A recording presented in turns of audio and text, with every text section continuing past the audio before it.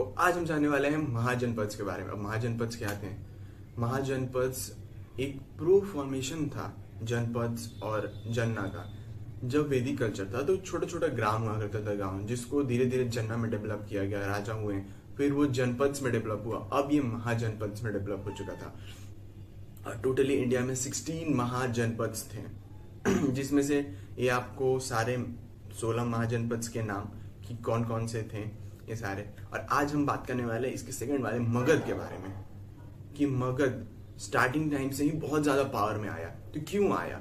शुरू में आपका 4 थे जिसका बहुत ज्यादा फाइट था कि सबसे पावर में आना है, मगर सिर्फ मगध ही पावर में आया। क्यों? चलिए जानते हैं आज के वीडियो में। और अगर आप न्यू हो चैनल पे तो सब्सक्राइब कर दो, वीडियो अच्छी लगे एक लाइक मार दो, एंड जो भी आपको सबसे अच्छा लगे ना उसका कमेंट जरूर करना कि आपको क्या सबसे अच्छा लगा है। तो चलिए शुरू करते हैं। तो हम जानते हैं महाजनपद जो थे वो बहुत ही बड़े बड़े जनपद थे, उसको महाजनपद बोला जाता था। यहाँ 2 टाइप के महाजनपद थे, एक थे रिपब्लिक और एक थे मोनार्कियल। मोनार्कियल वो थे जहां पर आपका प्रिंसली स्टेट या आप बोल सकते हो राजा का बेटा राजा बनता था, वो सारे ये मोनार्कियल स्टेट थे महाजनपद में। और सेकंड थे आपके रिपब्लिकन स्टेट, वो स्टेट जो आपका रिपब्लिक था, मतलब जहां पर राजा चुने जाते थे, राजा का बेटा राजा नहीं बनता था, वो था रिपब्लिकन स्टेट। और वो था ये इंडिया में ही 16 महाजनपद में डिवीजन था। मगर स्टार्टिंग के टाइम में बस 4 जहां महाजनपद थे जिनमें बहुत ज्यादा फाइट था कि कौन सबसे पावरफुल बनेगा। उसमें से एक मगध था, एक कोशला था, एक वात्सा था और एक अवंती था। ये 4 जो महाजनपद थे जिनमें बहुत ज्यादा फाइट था कि सबसे पावरफुल कौन बनेगा। मगर आखिर में जो मगध है वो आपका एक पावरफुल इमर्जिंग पावर के रूप में सामने आता है, उभर कर आता है।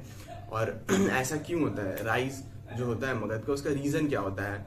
तो उसका रीजन ये है कि मगध जो था वो एकदम गैंगेटिक वैली का बीचों बीच में पड़ता था, तो उसको खाने के लिए कभी सरप्लस कभी जरूरत नहीं पड़ी दिक्कत, क्योंकि वहां पर गंगा के किनारे जितना भी एलुवियल सॉइल बहुत ज्यादा हाई मात्रा में पाया जाता था, बहुत रिच क्वांटिटी में, जिसके वजह से वो उनका लैंड बहुत ज्यादा फर्टाइल होता था, इसलिए खाने का उन्हें कभी दिक्कत नहीं हुआ, उन्हें क्रॉप्स की कोई प्रॉब्लम नहीं हुई, फेस नहीं करनी पड़ी।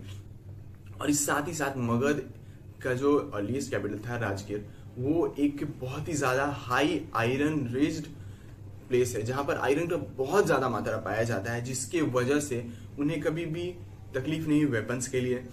उन्होंने बहुत ही आराम से वेपन्स बनाए, एक्स बनाए, जिससे वजह से वो जितने भी गंगा के किनारे जितने भी फॉरेस्ट थे उनको एकदम थिक फॉरेस्ट को काट के खत्म किया और वहां पर एग्रीकल्चरल लैंड बनाया, और ये गंगा के एलुवियल सॉइल को यूज करके वो लैंड को फर्टाइल बनाकर और वहां पर क्रॉप्स का एक्सपैंड किया।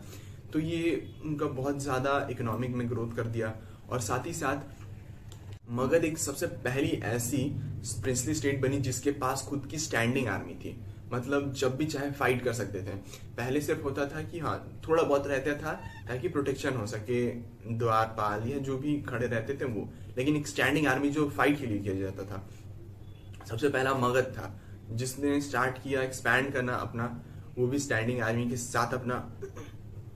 उन्होंने सबसे पहले बार हॉर्स चैरियट्स मतलब रथ का शुरुआत किया, रथ जिसमें घोड़े की बंधा होता है आगे और एक आपका सारथी होता है जो पीछे राजा बैठा होता है, लड़ाई में यूज किया जाता था। फिर सबसे पहली बार एलिफेंट का यूज किया गया था, मगध ने किया था और बहुत ही हाई लेवल पे किया था अपने नेबर स्टेट के खिलाफ लड़ाई में, जिसकी वजह से उनको इतना अच्छा पावर मिला, इतना अच्छा उनको एडवांटेज मिला, सोर्स मिला कि वो बहुत लोकेशन से भी बहुत ही अच्छी जगह पर थे और उनको कभी कोई चीज का दिक्कत नहीं हुआ। और अच्छे अच्छे पावरफुल किंग्स वहां पर जन्म लिए और वहां पर बहुत ज्यादा अच्छा सा इसमें बहुत सारे अलग अलग डायनेस्टीज आए जिनके बारे में हम आगे बात करने वाले हैं कि मगध में कौन कौन से डायनेस्टीज आए, क्या क्या उन्होंने किया।